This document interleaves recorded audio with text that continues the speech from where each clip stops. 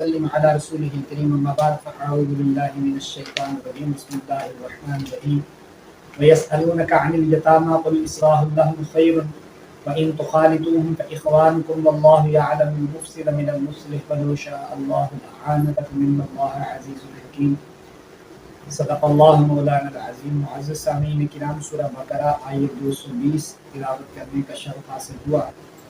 فرمایا وَيَسْأَلُونَكَ، آپ سے سوال کرتے ہیں، عن الیتامیٰ، یتیم کے متعلق. قل، فرما دیجئے، اصلاح لہم، ان کی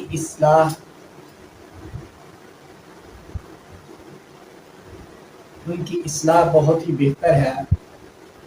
وَإِن تُخَالِطُوهُمْ، اور اگر تم ان سے مل کر رہنا چاہو تو فإخوانکم، بس وہ تمہارے بھائی ہیں.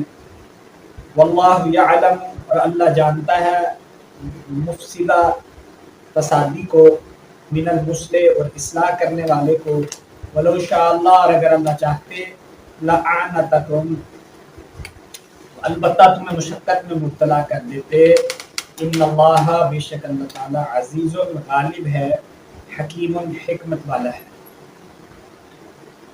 معزز سامعین کرام، اس آیت کے شان نزول کے متعلق کے پس منظر یہ آیت کیوں نازل ہوئی؟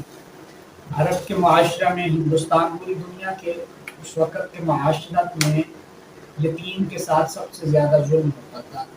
یتیم کے مال ہضم کر لیا جاتا تھا، یتیم کو اس کا حق نہیں دیا جاتا تھا. تو قرآن مجید کی آیات نازل ہوئی اور اسلام نے یتیم کے حقوق متعین فرمائے. ولا تقربوا، قرآن مجید کی آیت نازل ہوئی، ولا تقربوا مال الیتیم الا بالتی ہی احسن. پھر قرآن مجید کی آیت نازل ہوئی، انما یأکلون فی بطونہم نارا ظلما.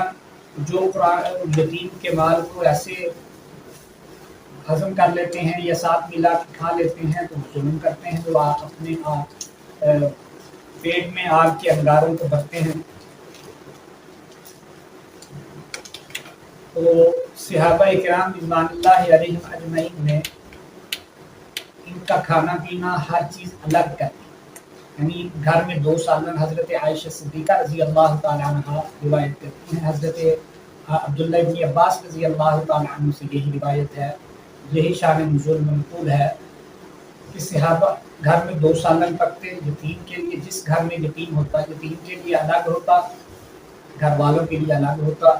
تو یہ چیزیں اس طرح مطلب ان کا خیال رکھا جاتا. لیکن یہ عورتوں کے لیے مشقت کا باعث تھا، گھر میں 2 سالن پکانا، پانی علیحدہ رکھنا، ان کے پینے کی ہر چیز کو علیحدہ رکھنا. پھر وہ سالن بنایا، کبھی زیادہ ہو گیا، کبھی کم ہو گیا، اور پھر وہ گل سڑ جاتا، ضائع ہو جاتا. تو صحابہ نے آ کے نبی پاک صلی اللہ علیہ وسلم سے عرض کی، اللہ کے پاک پیغمبر، ایسا معاملہ ہے تو ہمارے لیے اللہ سے سوال کرے آسانی کا. تو قرآن مجید کی یہ آیت نازل ہوئی کہ قل اصلاح لہم ویسألونک عن الیتامیٰ قل اصلاح لہم خیر. تو فرمایا اصلاح کا کام بہتر ہے. حضرت عائشہ رضی اللہ تعالیٰ فرماتی ہیں، اس آیت کے اس حصے نے بتایا ان کو علیحدہ ہی رکھا جائے ہر چیز، تاکہ اصلاح ہو، ان کا مال انہی پر خرچ ہو. تو پھر اگلی آیت کا حصہ آیا وَإِن تُخَالِطُوهُمْ، اور اگر تم ان کو اپنے ساتھ ان کا مال ملا لو تو فإخوانکم، وہ تمہارے بھائی ہیں، دینی بھائی ہیں، نسبی بھائی ہیں. ہاں، نیت ٹھیک ہو. اللہ یعلم المفسد من المصلح، اللہ جانتا ہے کہ تمہارا مقصد ساتھ مال ملانے سے اصلاح ہے یا اس کا مال ہڑپ کرنا مقصد ہے، وہ اللہ جانتا ہے، کیونکہ اللہ کے علم میں ہر چیز ہے. تو اگر نیت ٹھیک ہے. حضرت حکیم الامت رحمۃ اللہ تعالی علیہ نے فرمایا، ایسی چیزیں جو گل سڑ جاتی ہیں، حضرت عائشہ صدیقہ رضی اللہ تعالیٰ عنہ بھی فرماتی ہیں کہ اس آیت کے نازل ہونے سے اور مدینہ کی عورتیں بہت خوش ہوئی کہ 2 سالن پکانے سے اب ہماری جان چھوٹ گئی.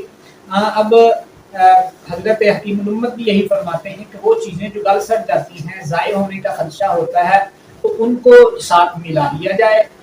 جن کے رکھنے سے گلنے سڑنے کا نقصان ہونے کا اندیشہ نہیں ہے، وہ یتیم کا مال علیحدہ ہی رکھا جائے، مال تجارت. کھانا پینا، اب 8 سال کا بچہ یتیم ہے تو دیکھا جائے وہ گھر میں وہ 8 سال کا بچہ کتنا کھاتا ہے، اتنا آٹا اس کے خوراک سے اس کے حصے سے ڈال لیا جائے، اتنے سالن کے پیسے اس کے حصے سے ساتھ ملا لیے جائیں. یہ نہیں ہے کہ سارا تو یتیم کا شامل کر لیا جائے. اب ایک مطلب ایک چھٹان گھی ہے تو اس میں 1 چمچ اپنا ڈال لیا، باقی اس کا 1 کلو آٹا پکنا ہے تو اپنا 1 پاؤ اور 3 پاؤ یتیم کا نہیں.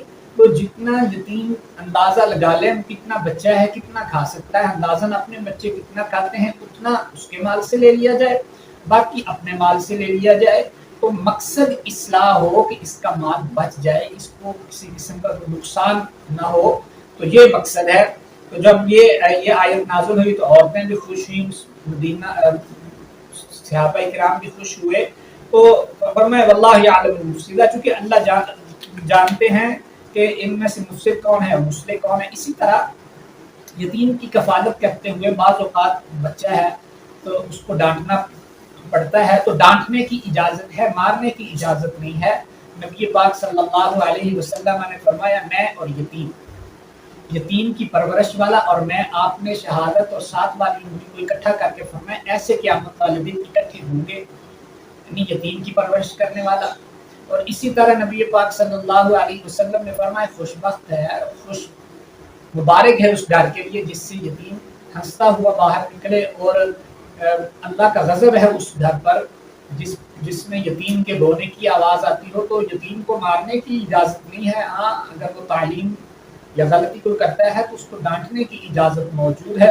اللہ سمجھنے عمل کی توفیق عطا فرمائے. وما علینا